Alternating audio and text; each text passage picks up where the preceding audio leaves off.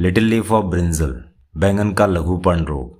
नाम से पता लग रहा है पत्तियां छोटी पड़ जाती है बैंगन की और फसल पूरी तरह से चौपट हो जाती है। 99% तक नुकसान झेलना पड़ता है किसानों को।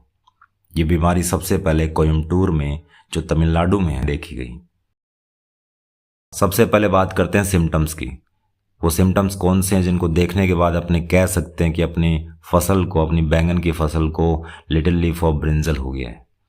सबसे पहली बात, पत्तियां छोटी रह जाती हैं, कर्लिंग हो जाती है पत्तियों में और गुच्छे में पत्तियां दिखाई देने लग जाती हैं। इसकी जो लीफ की पेटियोल है, लीफ की डंडियां होती है, वो बहुत छोटी रह जाती हैं या यूं कहें कि बिल्कुल ना के बराबर रह जाती हैं। उससे होता क्या है कि पत्तियां अपने को चिपकी हुई दिखाई देती है तने के साथ। यूं लगता है कि इनकी जो पेटियोल है, डंडियां हैं, है ही नहीं। पत्तियां संकरी हो जाती हैं, सॉफ्ट हो जाती हैं और पीली पड़ जाती हैं। नई पत्तियां और भी छोटी दिखाई देने लग जाती हैं। नई पत्तियों की ग्रोथ और भी कम रह जाती है। और जो नोड इंटरनोड है, जिनको अपने पोरियां बोल देते हैं जनरली, वो छोटे रह जाते हैं। और इंटरनोड के छोटे होने से, पोरियों के छोटे होने से पूरा पौधा झाड़ी जैसा दिखाई देने लग जाता है। एक्सिलरी बड्स आप जानते होंगे, जो एक्साइल से निकलती है। ये स्टेम है और ये ब्रांच है। इन दोनों के बीच में जो बड्स पाई जाती है उसे कहते हैं एक्सिलरी बड्स। ये एक्सिलरी बड्स हैं, वो छोटी ब्रांचेस में कन्वर्ट हो जाती हैं। बहुत सारी ब्रांचेस निकलती हैं और पूरा पौधा झाड़ी जैसा दिखाई देने लग जाता है। फल फूल या तो लगते नहीं हैं, अगर फल लगते भी हैं तो बहुत छोटे लगते हैं, बड़े हार्ड लगते हैं। तो ये कुछ सिम्टम्स हो गए जिनको देखने के बाद अपने कह सकते हैं कि अपनी फसल को लिटिल लीफ ऑफ ब्रिंजल हो गया है। अब बात करते हैं पैथोजन की। कॉजेटिव एजेंट कौन है इसका, बीमारी कौन फैला रहा है? तो यहां पर नाम आता है माइकोप्लाज्मा या फाइटोप्लाज्मा का। 1968 से पहले लोग बोला करते थे कि बीमारी किसी वायरस से हो रही है और 1969 के बाद ये पता लगा, मालूम चला कि ये बीमारी माइकोप्लाज्मा कोज कर रहा है। शुरुआत में लोगों को लगा कि ये माइकोप्लाज्मा जैसा कोई ऑर्गेनिज्म है जो कि डिजीज कोज कर रहा है, लेकिन बाद में मालूम पड़ा कि ये माइकोप्लाज्मा ही है। माइकोप्लाज्मा जो प्लांट में डिजीज कोज कर रहा है, इसलिए उसको बोला गया फाइटोप्लाज्मा। और फाइटोप्लाज्मा नाम कब दिया गया? 1994 में, 1994 में। और माइकोप्लाज्मा या फाइटोप्लाज्मा क्या चीज़ है? ये एक बैक्टीरियल सेल ही है जिसके बाहर सेल वॉल नहीं है।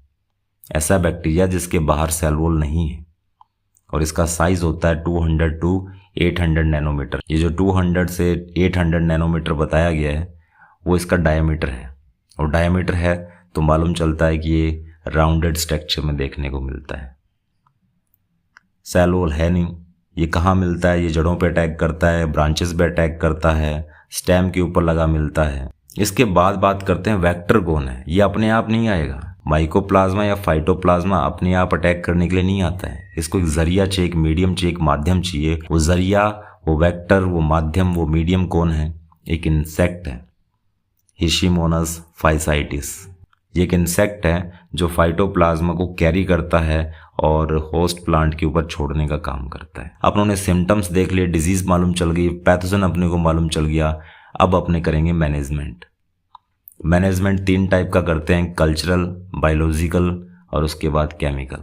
तो पहला आपने लेते हैं कल्चरल। कल्चरल मैनेजमेंट में क्या करेंगे?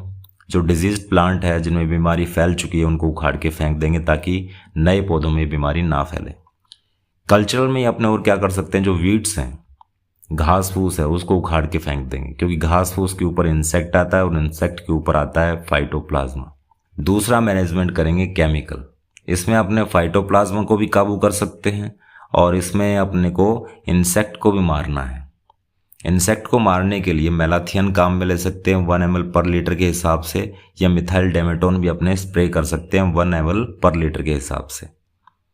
और जो अपने पौधे लगाते हैं, बैंगन के जो पौध होती है, प्लांटलेट्स होते हैं जो नर्सरी से लेकर आते हैं या फिर खुद तैयार करते हैं, उनकी जड़ों को टेट्रासाइक्लिन से ट्रीट करवाते हैं। पौध की जड़ों को कुछ टाइम के लिए टेट्रासाइक्लिन वाले सॉल्यूशन में डुबो के रखते हैं। टेट्रासाइक्लिन क्या चीज़ है? एंटीबायोटिक है जो फाइटोप्लाज्मा को मार सकती है। टेट्रासाइक्लिन से ट्रीट करवाने के बाद इन प्लांट्स को अपने मिट्टी में लगा सकते हैं। और टेट्रासाइक्लिन की जो कंसंट्रेशन है वो रखी जानी चाहिए 1000 ppm, पार्टिकल पर मिलियन। जब पौधा 4 से 5 हफ्ते का हो जाए तो टेट्रासाइक्लिन का एक बार छिड़काव और कर देंगे। ये तो हो गया केमिकल मैनेजमेंट। अब आता है बायोलॉजिकल। बायोलॉजिकल मैनेजमेंट में अपने कुछ डिजीज रेजिस्टेंट वैरायटीज लगा सकते हैं। रेजिस्टेंट वैरायटीज दो टाइप की, एक तो फुली होती है, एक सेमी होती है। फुली रेजिस्टेंट वैरायटीज में अपने BB7, BWR12, पंत ऋतुराज और H8 यूज़ कर सकते हैं।